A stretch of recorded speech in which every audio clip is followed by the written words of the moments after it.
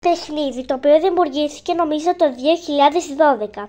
Αυτό το παιχνίδι είναι για παιδιά που το παίζουν πάρα πολλά παιδιά, αλλά δεν είναι ένα κανονικό παιχνίδι.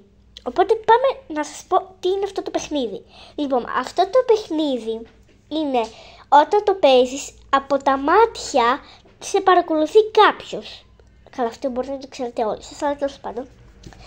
Μέχρι που κάποια παιδιά που το έπαιζαν πολύ, εννοούσα πολλά παιδιά, τέλος πάντων, το έπαιζαν και ξέχασα τι να πω. 2 hours later.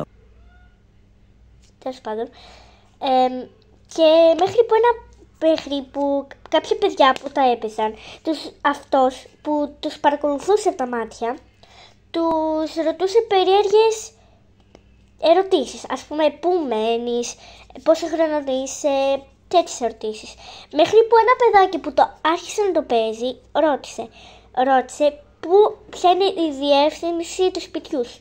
Αλλά είπε και τα ονόματα του παιδάκι, είπε που μένει, μέχρι που μια μέρα ήρθε και το έκλεψε.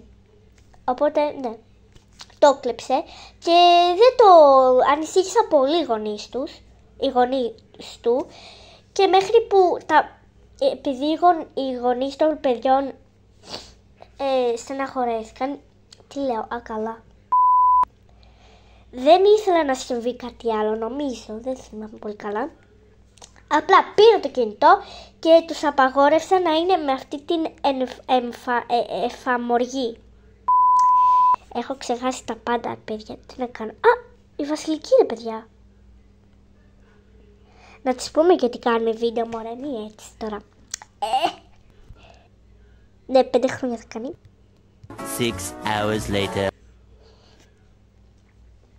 Ωραία. Για περίμενα, αυτό που έγραψες τι είναι? Τέλος πάντων. Λοιπόν, αλλά όλοι το είχαν παρατηρήσει αυτό, οπότε να κάνω, ωραία. Παιδιά, περιμένετε γιατί εδώ πέρα έχουμε πιάσει κοβεντιούλα. Tomorrow.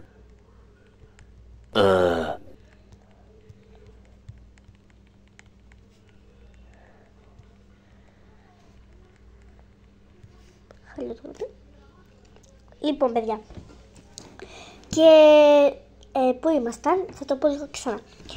Μέχρι που όλοι αυτό το κατάλαβαν, δεν ξέρω τώρα, αλλά ναι, δεν θυμάμαι πολλά.